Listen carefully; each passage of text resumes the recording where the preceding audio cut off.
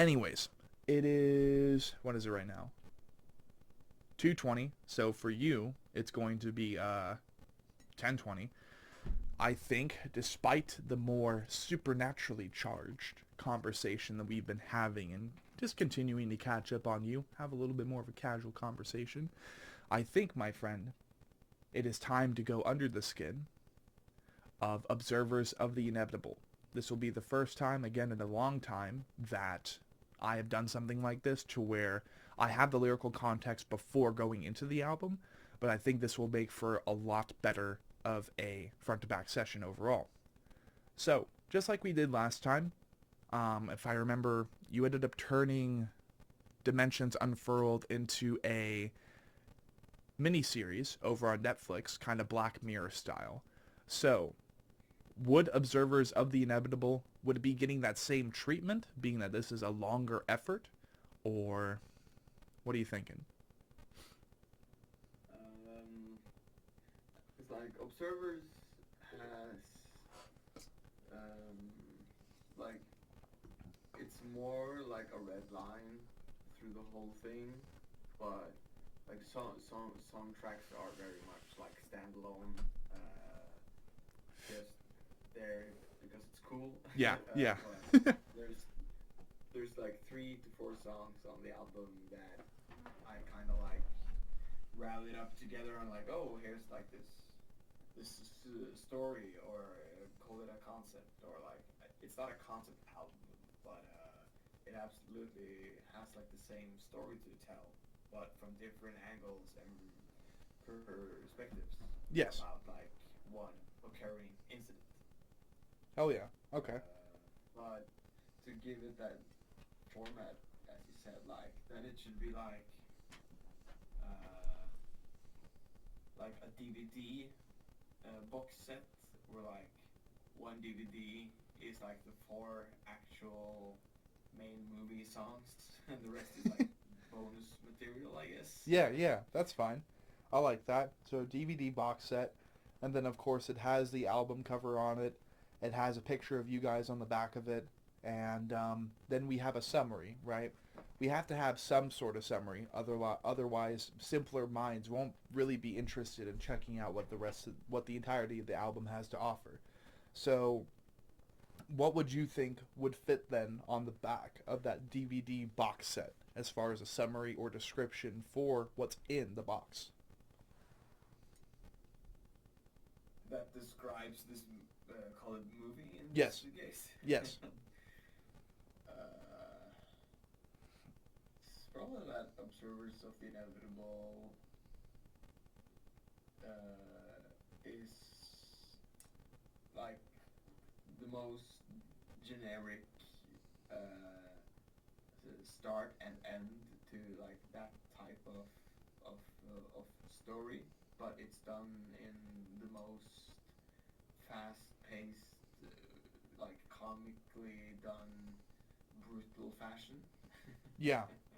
So a good old space slaughter, but yeah, there's a like there's barely any room for any, like there's no romance. Right. Okay. Yeah, so no romance, one continuous narrative, and then some bonus materials. And that would, pretty simple, pretty straightforward on the back of that DVD box set. So then, my friend, let us dive straight into the track listing, okay? And what do we got for track 1? Track 1 is it's funny because the working title for that one, we just called it generic intro. Because it's just built like a generic intro song. Right. With like this intro theme going, but like we managed to actually kind of blend it fairly well together to make it like, as we don't, because a lot of albums separate the intro from like the main track on street, like yeah, with the track titles, but we managed to like have one whole intro for the album also becoming like one whole song. It's called The Advent of Deities.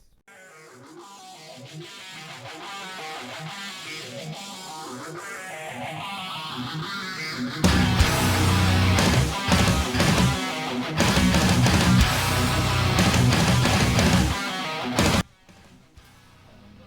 just the whole awakening of this whole situation that the album experience. Right. Sweet. And then, does this intro... I know oftentimes when you have a track that's meant to be an intro track, well, sometimes it just ends up being instrumental. Is this just an instrumental, or does this one have lyrics? Because... No, yeah. There are vocals, like, mid and something in the song. Okay. So we usually open this live, that the guys just, they just go up on stage, they do the thing, and I just come out there like, with Slayer or something, and start doing my thing. Right. And with this intro track, then, if it's meant to, you said awaken. I like the way you said that. If it's meant to awake you to the narrative and the concept of majority of the album, except for those bonus tracks, what would be a standout lyric in the song that best describes it, or is meant to best describe it to simpler minds or a surface level understanding? Yeah, these probably are like ground shaking clouds all with like false daylight soon to be emerging. Yeah, those are the first lines, like the ground is shaking, shit's about to go down. You're like physically and mentally just dead. Hell yeah. Hell yeah. Cool. And I do believe that, from what I'm understanding, it's literally just for the sake of awakening. It's like waking up from a nap or something, or waking up from deep sleep to this narrative that's going to be really in your face for most of the album. So, let's move right on to track 2. What do we got?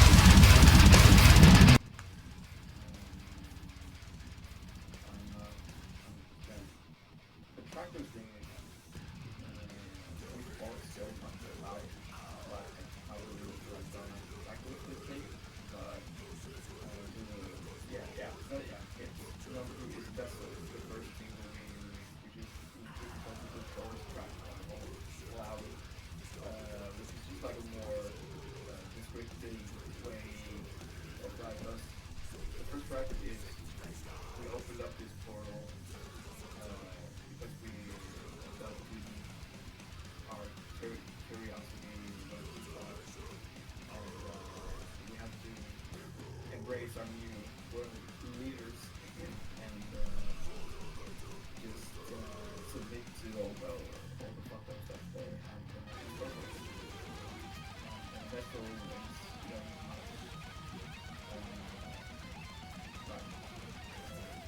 experience of those rituals and profound things that these beings are doing to us. So this is just like a story of panic and about like being abducted onto one of their vessels and just trying to get the fuck out. Hell yeah. And same treatment as the intro track, and I think this will be a thing for the rest of the album. I think it just ends up serving as a good representation for surface level understanding. What would be a lyric that you would pluck from this song that best is meant to best describe vessels?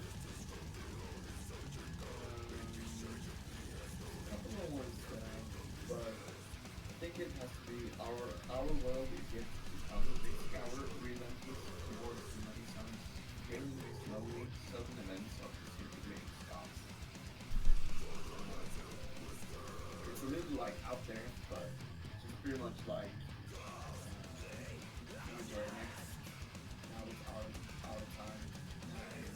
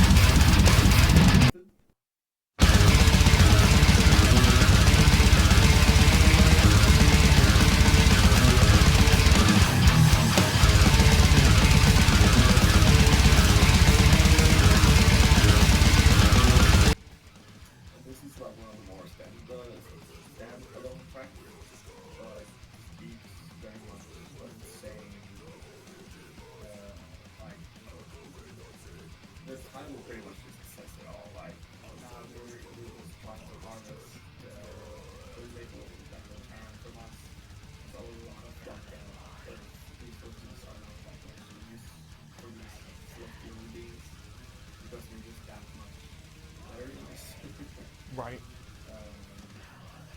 So, like, so now we're like already like starting to the part of like, okay, let's just wipe this whole place out and get us to Right. Right. Yeah. And that also kind of reminds me of certain characters in comic books, maybe like Galactus or Unicron Galactus. They're both basically the same thing, where there is a sense of restlessness on a dangerous and cosmic level. And maybe what is talked about, what is depicted in Exterminated, provides reason and logic to the Dark Forest hypothesis, right? Because what if these more predatory sentiences, like we were only one tally and they were just bored and they were on a quest of ruthless and without remorse conquest in a galactic form, right? Things like this, situations like this, narratives like this remind me of why sometimes it's better that we just keep ourselves grounded to Earth and work as a species to preserve the world as opposed to trying to move on from it. So not only could it be speaking for those more dangerous cosmic sentiences, but it could be a reminder and a rule, an oath for humanity to not really focus on the next thing as opposed to focusing on the present, being in the moment, and holding sacred what we already have. Yeah, for sure. Oh, yeah. All right, and then if there is a standout lyric from this, let's quote it. A fun one. With endless torture, they claim our souls, cities ablaze, villages burn. Yes. Straightforward. Straightforward. Yep. All right. Next track. Let's dive head first. Yeah, this is also a more standout one. It's called, it's a really funny title. Like, probably my favorite title, and it's Stian who came up with it. And when he wrote it in like the group chat, I was like, this has to be the title for the album, and it's called Wandering Ways of Oxygen.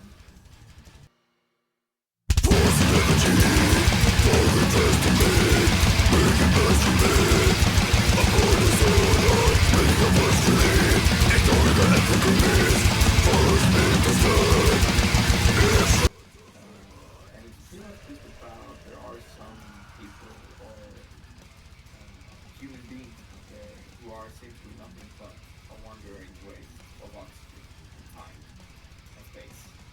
And it's just a homage to a couple of those people that we know out there who we don't feel nothing much else than, yeah, you're just a waste of time. Yeah, fair enough. But like brought into like, it is pretty, like the song is pretty straightforward. It's like one of the more old schoolish ones, but so is kind of the lyrics. Like this is probably like one of the more like Cannibal Corpse-y type of songs where we just want to have some fun and like fuck these beats. Let's just have fun with it. Oh yeah. Yeah, and it's kind of like holding the research with not that we call ourselves as fire research, but like how some people look onto themselves as like greater and bigger than anyone else. But whenever like kind of just like bashing that statement and just making these beings as tiny and puny as possible and just making small and possible things. Yeah, humble them. Humble the egotistical. Yes. Yeah. Oh yeah. And what would be a standout lyric for this one? Probably the chorus. It's we tore his bones off, we wrecked his tiny face, watch as he stumbles, watch as he fails miserably. To all enemies. Yeah. Yeah. Sick. Alright. An anti-bully song. Celestial Scourge does not tolerate bullies.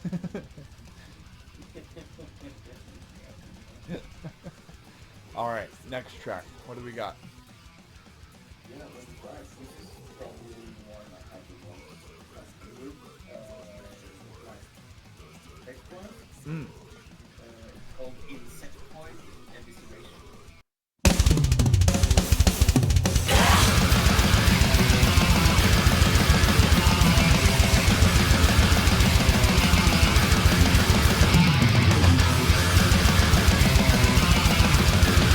And it's also like a more standout-ish song, but it's like everything that we like talk about in these songs on the album. It's all happening on the same time or like same time frame.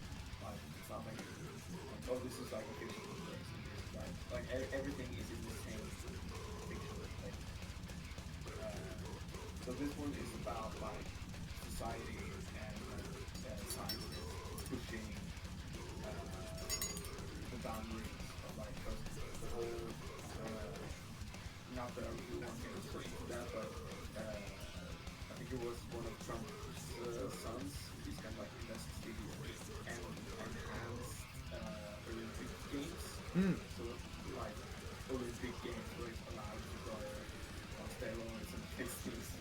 Not that it's like nothing to do with like, but I'm trying to find ways to expand like human potential. Yeah. So there's this scientists who find like the exoskeleton benefits from insects. Probably a bunch of sci-fi about this stuff. It just came up to my brain one day, like it did many others, I guess. Yeah. So they just started fucking around with like insect benefits for cancer patients, people who are sick and in need. Shit starts to like people want more. It results that like shit just like works on into this chaos where some of them finally mutate to become an insectoid. So they just like roam around the earth, and part of the themes that you see on the cover are one of these insectoids. Coming, so it's pretty much just like humans trying to like eviscerate and destroy these insectoid experiments that escape from time. I see. Yeah. And I mean, it's very interesting to me that you end up mentioning like exoskeletal technology, because when I think of that, some more like mainstream American iterations of this concept would be games like Call of Duty, Advanced Warfare. Yes, I am a COD Kyle, but that's like one of my least favorite games. But you focus on the technology, okay? That's what I'm trying to talk about here. But I think of exoskeletons, and I think of the fact that just like so many generations before, it seems that we aim to utilize the advantages here and there of certain animals on the planet, but we will soon utilize those advantages to conquer those species and make those species obsolete. At the very beginning, it was stuff as simple as killing a predatory cat, killing one of the apex predators and wearing their fur, going out to the battlefield, and maybe back in the day, every now and then they would utilize that. They would like kind of roleplay for a second. Some of the first furries, that's a joke. And they would like, pretend to be a cheetah and then, have that fur on them. They would be doing the whole thing, and then whoop, surprise attack, and they kill another cheetah. And they continue doing that. I have no idea how that works. Maybe that was a thing. It's very, very hypothetical. But over time, human beings, we look to other animals and we're like, okay, so what if we could do this, but on a more doable to human scale? And I think exoskeletons are definitely the next best thing. But as someone who is not a scientist, as someone who attempts to be humanitarian but ends up being a misanthropist half of the time, and just loathing where it seems that humanity is going,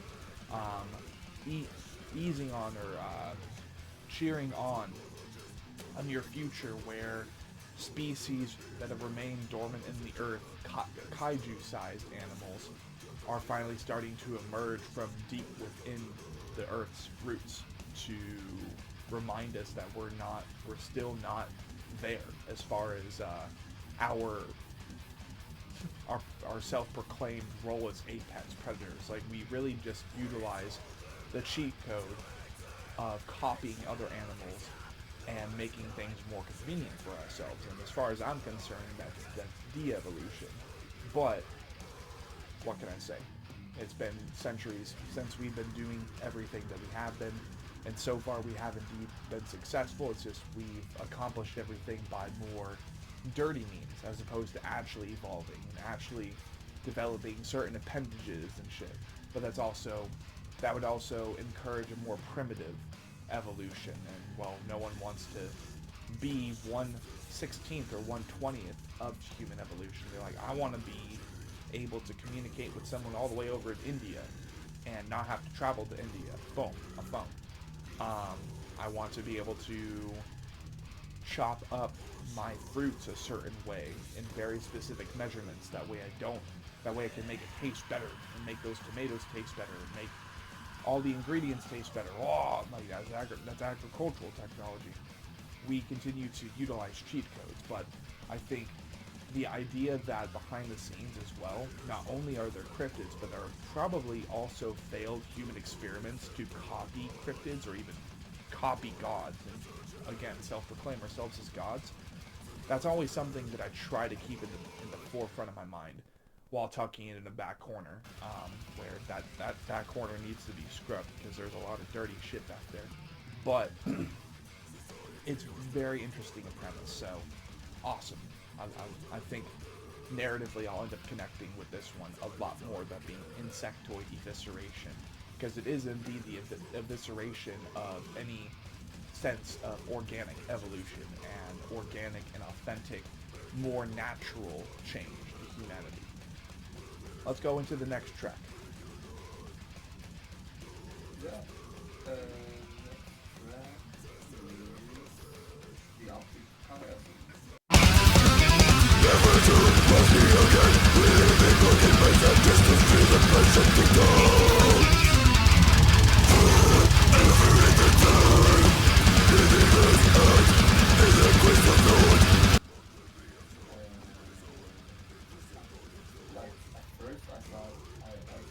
I think it's funny when I find words that I don't really know how to pronounce myself. Like, it's like really typical like metal things of these weird cool words, but most of metal is most people know how to say this one. I think I said like chiasm. It's like the working title, then I it's chiasm. From Google. If it's supposed to be said in any or read in any other way than yeah. But this one is about more of the limits of human, because the optic chiasm is part of the brain. The optic nerve cross, so it's like where everything meets and gets processed to the brain. Yeah. So I just pretty much just wanted to like, because there's so much about space and galaxies that we don't know about, and even like stuff that we could physically see, like our minds would not be able to comprehend what is it that we're actually like trying to see here. Yes. Communicate with, and that the optic chiasm is just starting to like break and malfunction and sort of like go mayhem, because we've like reached of like our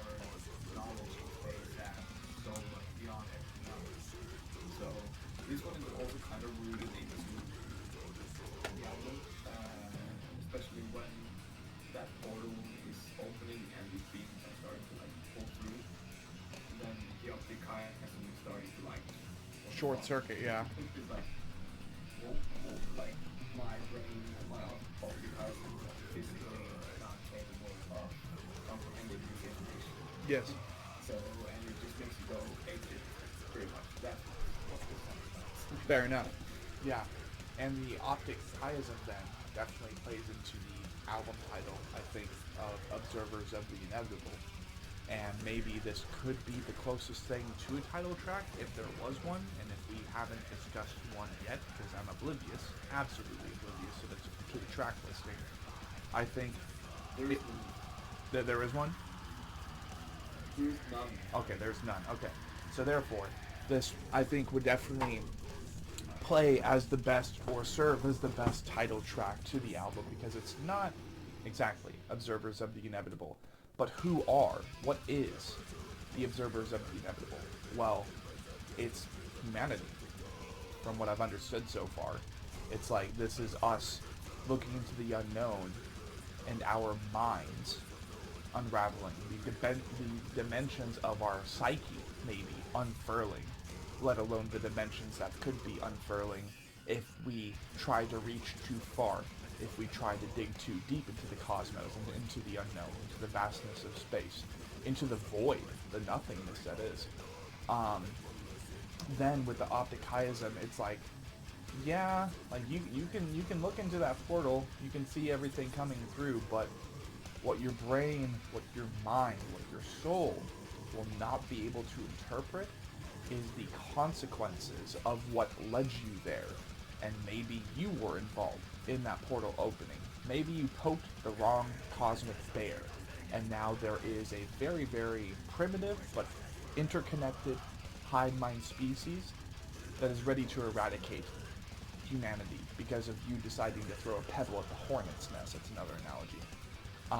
Well, the hive is buzzing now, so whether these species seem to be primitive or not, or maybe they seem to be animalistic, maybe they're savages to you, well, one thing is for certain, you have no idea yet, and therefore even your eyes cannot compute, and therefore we have the optic chiasm. What would be the best lyric then from the song to possibly correlate with the album cover? Probably, it's not like, well, it's kind of a chorus. Like, that's the really like annoying thing with this type of music is that like when they're like, oh, you know, the chorus, and you're like, what's the chorus? And what's the verse? Right. But what I personally call the chorus states like, in the depths of the cosmic expanse where stars dance forever, the optic chiasm, a gateway unfolds. So, but that's the whole thing with the album cover. Like, the album cover is a straight up POV of you, the observer, watching the inevitable fate that's been bestowed upon us. Yes. And also on the cover, there's like this really fleshy bridge, like all these insane things are just like unraveling right in front of your eyes. Yeah. But you're like you're trying to fight it, but and you can't comprehend it, and you just have to submit and succumb to this. Yeah. Very inevitable fate. Right. And this, I would say this is probably the only time to ask this question, right, with the optic chiasm. But of course, there were conversations made between you guys and Caesar to get this album assembled. And unfortunately, we weren't able to correlate or get Caesar on, but, you know, time restraints, and we got 3 days to get this session out before the album comes out. And then I also have today to record the album listening session. So, when you guys were looking to piece together this album, what were some of the, like, prominent details, would you think, of the conversation that led to this image assembly?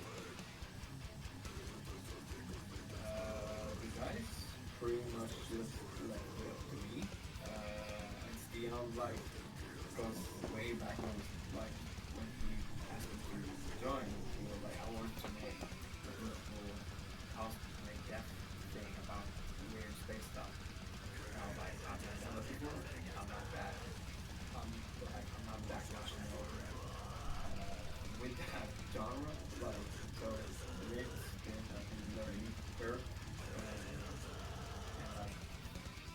some discoveries along the way, but he pretty much just like he tried to write some lyrics once, and he showed it to me, and I just told him straight up, these are pretty shits. But, which is like a bunch of like, it was like super sexualized, like alien with 10 dicks getting chopped off, and something. But like, I want to keep it a little bit more sophisticated in some matter.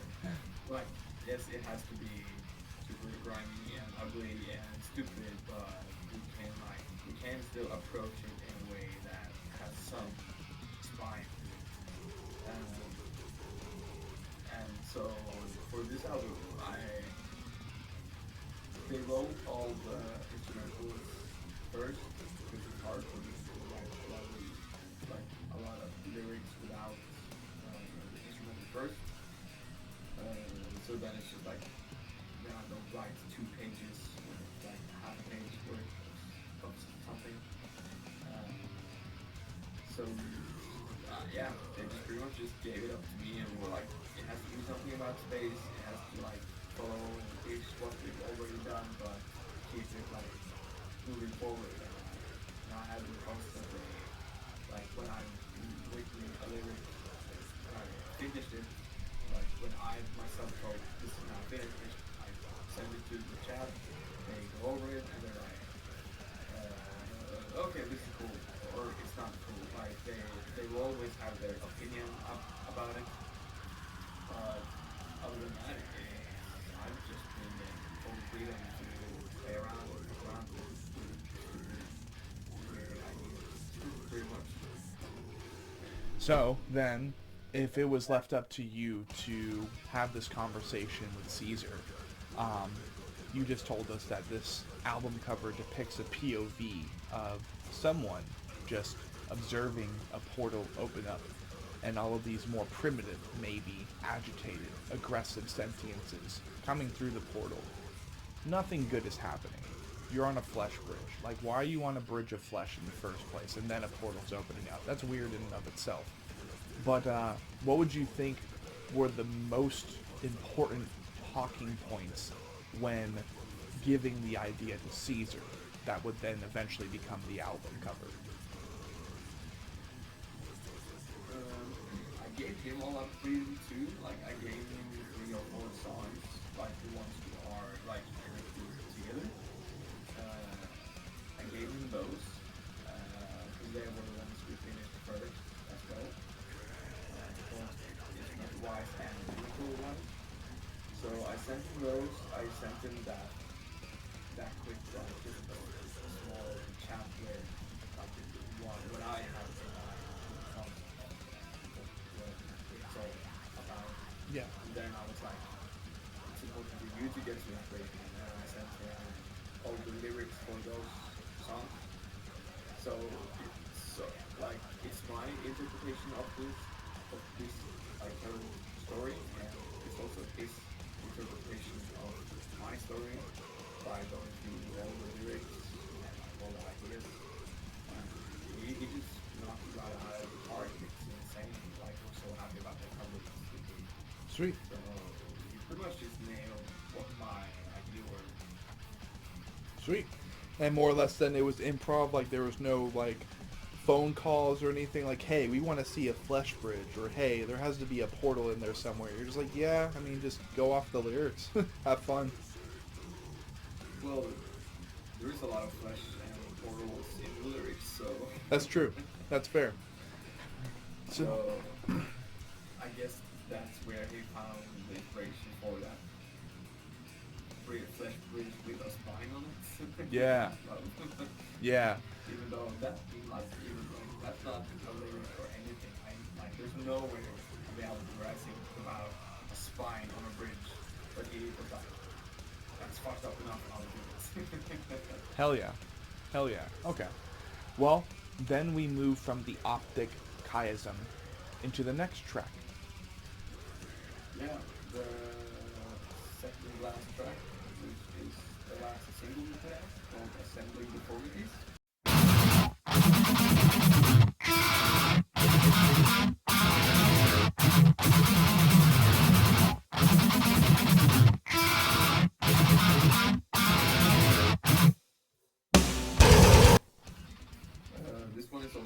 like this is a very standalone track for many reasons. But like again, being in the same universe, on the same planet, as every other of these songs, like it's the longest track, it's the most technical and weird track on the whole thing. But it's pretty much just about our impurities as a human race and all these different alienistic mutations that occur within our own anatomy and biology. Super fascinating. Like, it's a weird mention and a weird tag, but kind of the stuff that Mengele was all about.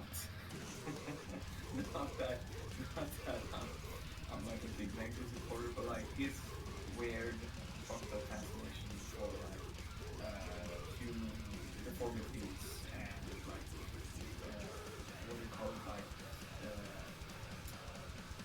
is it called Siamese twins and stuff? Yes. Right? Yeah, and stuff like that. So it's very much about like how we envision our own unity and like how natural these impurities, like, don't get me wrong, like it's not like, oh, I am so beautiful and don't have a Siamese twin. It's not like that. Right. Like finding like what is it that makes humans human. Like you have two humans that are connected together, but they're still humans. Like they're no more alien or other worldly than any of us. So Yeah. it's just super fascinating about like, all these different morphs and mutations are generating just like our daily life, biology, and just focusing a little bit more on that and how some people maybe envision that stuff. And some of the song and lyrics are kind of gross about it, and like some of the locations, like how some people have really frail skin, and that some of their skin is like Bible sheet thin, and pretty much just ruptures if you breathe on that stuff, and like just highlighting some of the like actual real stuff on Earth, but you would think it was out of this world. Like, if you get my word. Yeah, no, I do. It's appreciating and providing spotlight to many anomalies and miracles in genealogy, and in the way that some people's human anatomy ended up changing drastically. Possibly, when you think down to a molecular level, really some of those deformities could be an attempt at nature evolving some people in very, very strange ways. And sometimes, as natural selection would depict it, some of those people are not meant to survive. Not for long, not at all sometimes, but still, in human nature, whether you are a misanthropist or you are humanitarian, well, sometimes those are blessings, sometimes those are curses. Like having paper thin skin. Like, who's to say that that isn't to drive a person to go deep within the earth and never return to the surface? That way, they're not nearly as exposed to the sun as other people would be, in which those other people would be fine. And even being out in the sunlight for like 10 minutes for people like that with paper skin, maybe they would catch fire, maybe they would poof ablaze, right? But then maybe if they go in deep into the earth, and maybe that if that is what nature is intending for them to do, maybe that then creates and kickstarts a whole new species of humanity that then eventually, if you believe in the theory, would run into other things already beneath our feet. Because I've heard whispers, I've heard rumors that there are species beneath us now, and if the US government wasn't bullshitting, like, apparently some of the Greys and some of the alien species or some of the UFOs that we've been seeing all these years, they just end up shooting down into the ocean, and some of those civilizations are deeper within the earth than we've ever gone, but because they have the capabilities to do so, who isn't to say that most of these deformities and most of these mutations are meant to send humanity elsewhere, and they're meant to send them off-world or deep within the world? So it's definitely like, it's a very spooky and extraterrestrial theme that then still, I think, corresponds fantastically with the whole like alien traditional tech death vibe that Celestial Scourge has always presented in its discography. But then it kind of opens the doorway to possibly talk about stuff more like that, more specifically, in the future, like as your discography continues to grow and expand. So, what do you think would be the best lyric in this song to emphasize that no, it's not to say that deformities or anything like that are meant to make people into aliens or monsters, but the genealogy and the anomalies that present those cases are interesting. And back in the day, maybe people with more ignorant minds might regard them as aliens. Like, yeah, no, I think it's more like meant to be because like when you see some nature documentaries, you watch it and you're like, I can't believe it's from this world. Like it's kind of like that same, but putting our own human biology. Like you can't believe that's on this earth, not like alienating people, but like no. just share like all of that's possible. Like human curve. But I think what like my favorite chunk is probably the whole like the first thing that's mentioned, which is to be born, the blissful sighting, erupting joy out from the caretaker, the human walks, starting its endless morning, finally discovering death. Which is just like the whole cycle of life for everyone. Like that cycle always remains the same. Yeah. How you can, Yeah, so one thing that we all share is the two opposing forces of life and death, like no matter what, until we access some very, very strangely elongating, near immortal technology from other sentiences. Up until that point, like we're all mortal, no matter what. I like that. That's cool. So, then we dig into the final track of this album. What's the title? Yeah. It's called Ancient Forms.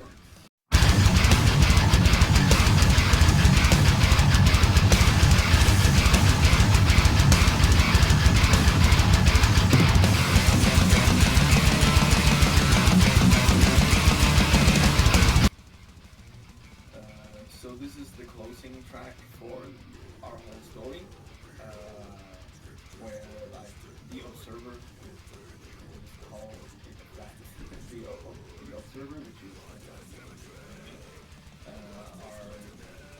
like we have managed to like some of us have managed to get out of those like vessels after earlier on. We found shelter. But our world around us is a totally different one, and like it's under a new rule and system, which we still haven't really managed to fathom yet. Like the whole story is like what's happening in the first year, because that's the thing too. Like some of those human evisceration of planet Earth, like some of them would happen in like 30 seconds. Some of them would happen over like maybe 100 years. So this one typically is like around a year-ish. So now we're like at a year in, kind of getting weirdly used to this way of life, but we're still discovering new shit every day. So it's just pretty much just like the psychic stuff, like starting to get to you, like years, like that small amount of hope and happiness that was left is starting to really like dwindle and pretty much nothing left, and your mind is starting to like cave in on you. So you're starting to like seriously succumb to their ways and their their gods and their ways, and just to like not to shorten the explanation, but a really good way to explain song is with like the last lines of the song, which are tokens of disgust, ripping its pages apart. Show me what lies beyond. I was awakened by the ancient forms. So there's this person who like ventures into like sacred places, which is they made these altars of their own, and this person is entering one of those and like just basically putting his arms out and be like, show me your ways and like show me what I have been missing out on, and let me become one of you, and in the action of doing that also dying. Oh, how unfortunate. Yeah. But everything is mortal, or at least we would hope that everything is mortal. Alright, so that is Under the Skin of Observers of the Inevitable, a more traditional, Norwegian, alien-themed, tech death metal album. Only about 30 minutes, but 30 minutes, 7 tracks, a lot more than Dimensions Unfurled. 8 tracks, right. So 8 tracks, 30 minutes of just more traditional death metal, alien-themed, and this is the first full-length album by Celestial Scourge, hopefully of many, many more. And to kind of conclude the Under the Skin session then for Observers of the Inevitable, this is now the second session, back-to-back, and following Dimensions Unfurled. Let us not ask the question, the same one that we did last time, so soon after Dimensions Unfurled, right? So, in your opinion, what about Observers of the Inevitable was better than the EP of Dimensions Unfurled? I remember one thing that you said was that, you know, just the production quality and the time that you guys would invest into this album, you know, automatically made it a little bit better. What else would you say made Observers of the Inevitable better than Dimensions Unfurled? Having a whole band is probably one of the bigger ones. That actually have both of our guitar players bring it all as a whole, and feeling like a unit coming into it instead of like 3 guys asking someone else to play guitars who just have a finished product. So it feels more like the proper like, yo, what's up? Here we are. Like more like a proper welcome to ourselves. Right. and more like a true statement of what this band is capable of, and like venturing into what we really want to make, what we really want to do. Like with Dimensions Unfurled, it's a lot of the song, like a lot of them were demos Stian made, and we gave them a good studio production and turn it more into songs. But like all of the Observers of the Inevitable songs from scratch, just like we're gonna make a good fucking, we're gonna take that track and we're gonna do it together, and like everyone just wanting to make fun music that doesn't take itself too seriously, but also at the same time like we don't fuck around whilst we are fucking around. Yeah, yeah. See, and the thing is too, with any sort of effort within the tech death genre, sure, you can have some of the goofiest concepts. Maybe there is no concept behind the album, or at least not one for the entirety of the track listing. But when you have an album cover like you did for Observers of the Inevitable, a consistent color theme, and even more or less a title track for it, you have to be a little bit more sophisticated with the instrumentalization as well as the vocalizations, how that comes together, and then boom, a finished product. Not taking yourself too seriously, but respecting the genre and respecting the level and instrumental capabilities behind what makes tech death, whether it's modern iterations or more modernized iterations like Archspire, or more traditional shit like the Faceless and Necrophagist. Like, you have to keep in mind that it's not simple slam. It really isn't. But it also ends up sometimes being more fun that way when you're not just specifically centering in, focusing on the just brain dead heaviness. You can still be heavy, but also be fast and give yourself a challenge. So I love that about Celestial Scourge so far, and I can't wait to listen to Obersvers of the Inevitable on my own. That way, again, you're not up until 1 or 2 o'clock in the morning.